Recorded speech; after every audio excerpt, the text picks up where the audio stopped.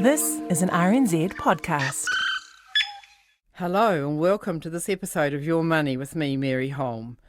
Thanks for taking just a few minutes to listen in while Jessie Mulligan and I talk through some useful ideas about how to make your money work better for you. Just remember though, this is guidance. Final decisions are up to you. Over to Jessie. Mary Holm is here, our personal finance expert. Hello. Hi Jessie. How's it going? Good, thank you. Got any questions about the capital gains tax? Sure. Yeah. No, I've unfortunately been busy with something else in the last few hours, so I haven't had a chance to look at it yet. But, All 114 pages of the report, Volume 1. Did you really read half of it? Are you one of these speed readers, are you? I've got a pretty good handle of it, I think. It's sort of a pet topic of mine. I want to make sure that I read the report rather than getting the news reports, which are always sort of condensed versions or people's opinions, which mostly from people who haven't read it. So I wanted to make sure that if I had an opinion, I had to go to the horse's mouth. Good idea. Yeah, but it's dense, man. It's really dense. Yeah. But you're interested in another big financial story this week, which is the release of an online tool called Smart Investor. Yes, which has been put together by 3 government organisations. Actually, it's on the sorted website, so that's the Commission for Financial Capability, but also the FMA and MB, Ministry of Business, Innovation and Employment, got together. How it started was under the new regulations that came in, companies, fund managers, issuers of shares and bonds and so on have had to report a lot more information to the government than they used to. And that's all there on a website called Disclose. But it's not easy for ordinary people to access. I had a look, it's not user-friendly at all. And the government got together and various people in the government and thought we've got to be able to make this information much more accessible to people and also set it up in a way that people can easily compare one investment with another. And so that project's been it's been going for a couple of years. I've been involved a little bit in it, in and out, but they've now launched it and it's called Smart Investor. I was just thinking this morning actually how the word smart has changed. When I was a kid in the playground, smart was a negative word. It meant you were kind of smart aleck, you were full of yourself, you were arrogant. It wasn't a good thing to be called smart. And it definitely wasn't good for someone to say that you were getting smart. No, that's right. Well, there was that TV show as well, wasn't there? Yeah. But the other meaning of it was when Mum went to town, she looked smart in her hat and her gloves. But that was American in those days for smart to mean clever. But it's one of the many, many American words. It's taken over in New Zealand and it now means bright, intelligent, doesn't it, generally speaking? And that's what it means in this context. They're talking smart investors, somebody who's got things sorted. And it's a pretty good tool. It's got quite a lot of features that weren't there before. I mean, for one thing, it brings together some of the tools, etc., that are already on the FMA's website, on the Reserve Bank website, etc. It's all there in the one place with click-throughs to get that information. But it includes, calculators and little questionnaire things that help you work out what sort of level of risk you want, what type of investment you want, and certainly including KiwiSaver, but not only KiwiSaver. And it does things like, the KiwiSaver Fund Finder, which I've always been very fond of, does rank KiwiSaver funds by fees and by returns. But on this website, it also ranks them by, so if you look at, say, all the growth KiwiSaver funds, it ranks them by how many growth assets they've got, so how sort of risky they are. All of that's explained. There's a lot more processing of information, and it does things like on the KiwiSaver Fund Finder you can get a list of the returns on each fund over I think the last 10 years.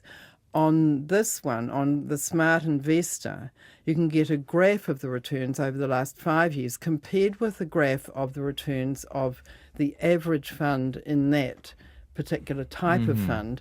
So at a glance you can see whether the one you're looking at is more volatile than the average funds in that group, and that's the sort of thing that will help people. Can I respectfully ask, for the average investor, is it necessary to have that much detail? Really good question, and I would say for people who haven't yet had, as far as KiwiSaver goes, if you haven't yet looked on the KiwiSaver Fund Finder, which is actually linked to this Smart Investor, I would go to the Fund Finder first because it's simpler, it's easier to follow, and it does give you the very basic information you need. This is more for people that want a bit more information.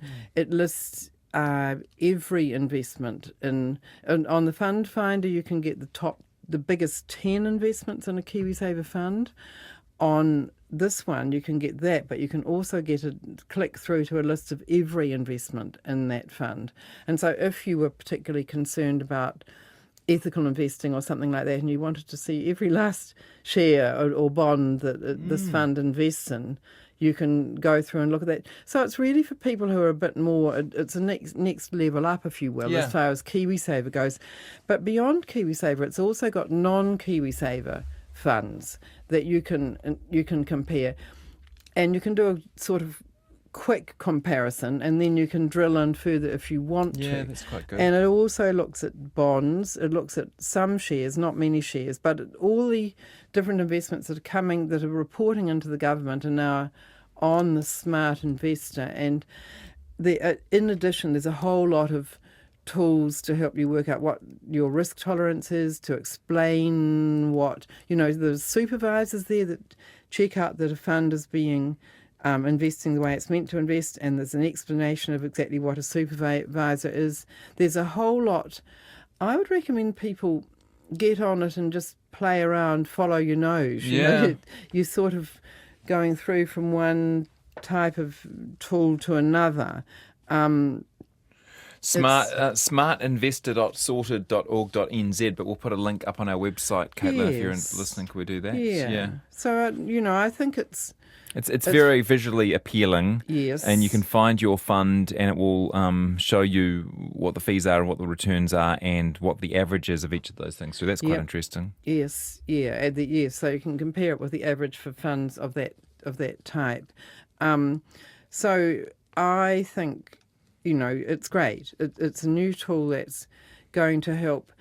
And certainly people who are, as I say, sort of perhaps graduating beyond the KiwiSaver Fund Finder can learn a lot from looking at this new tool. So it's a neat thing to have there.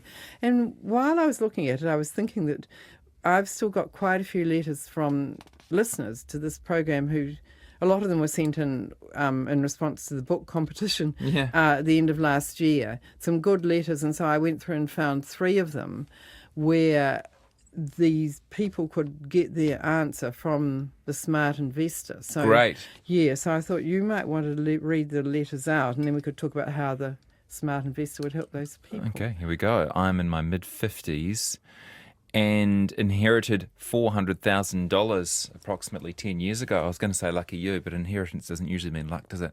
Anyway, it's mixed, I think. Yeah. As we had already paid off our mortgage and I am risk averse, I put it into 2 term deposits which have been renewed annually. I've been using the interest to help defray some living costs, and now they're coming up for renewal and interest rates are low. I seek your advice on where I may get a better return that is not high risk but would allow the amount to grow. Good question, Robin. Yes, and Robin, of course, wants what we all want, which is high returns and low risk. And you can't get that, of course, as we've explained many times. Any investment that gives you high returns is also going to be riskier. But at the same time, she's looking at perhaps getting beyond term deposits. And I think, Robin, if you went on to the Smart Investor and look at the tools about understanding risk, about investment basics, it's telling you what is out there for people who don't want to take on too much risk. I mean, broadly speaking, you're probably going to want to look at investments that are in a managed fund of some sort. KiwiSavers are managed funds, but there's also non-KiwiSaver managed funds, and you could get into one that's kind of low to middle risk.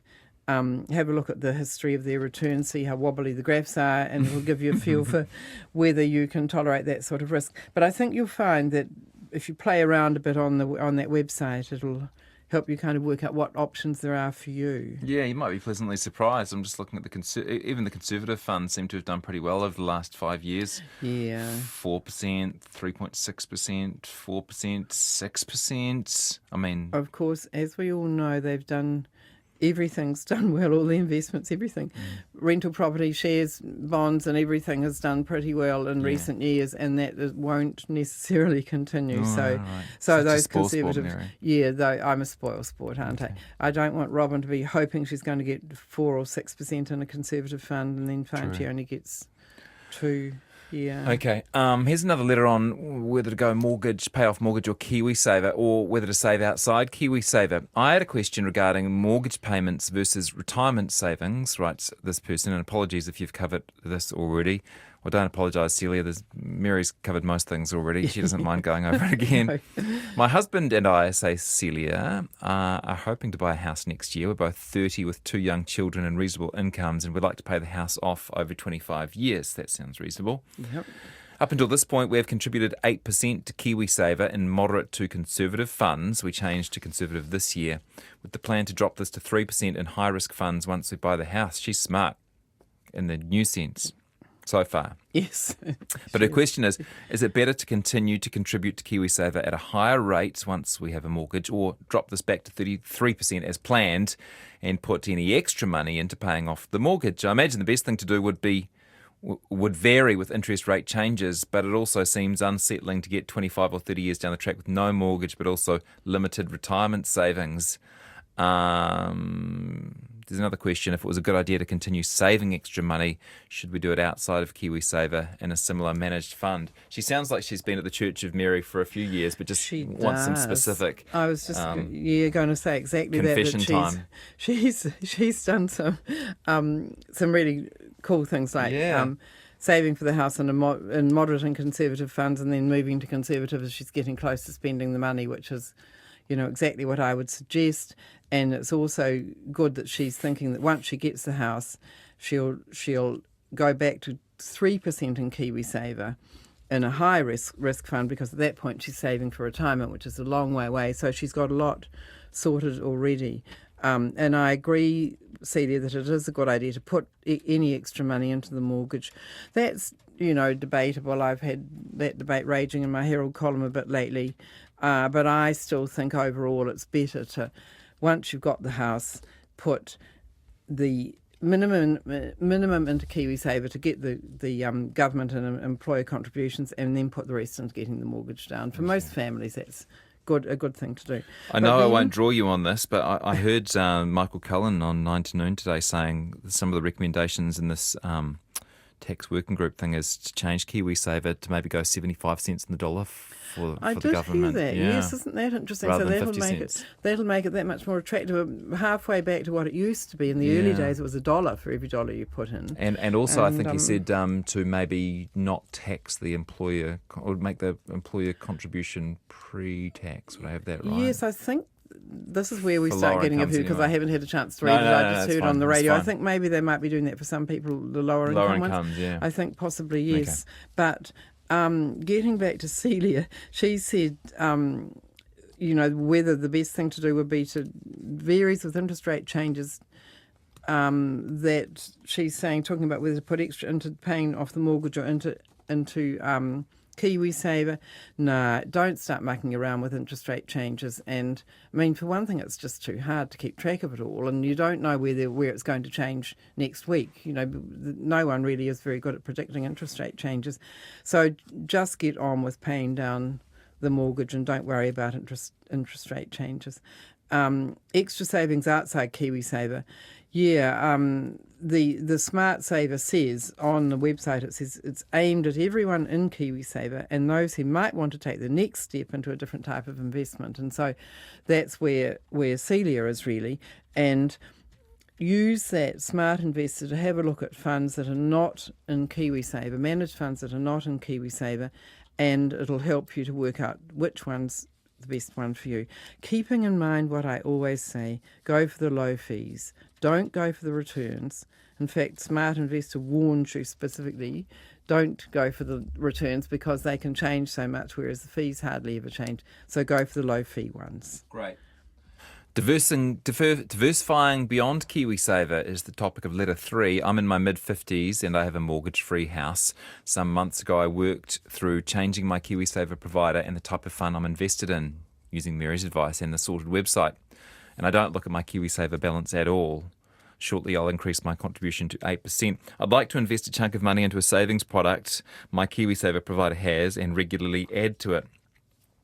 Should I choose the same type of fund my KiwiSaver is in, growth, or would I be better to make this more conservative, like a balanced fund? And is investing in this type of fund what Mary would regard as diversifying and spreading my risk, or should I choose like term deposits or a savings product in term deposits?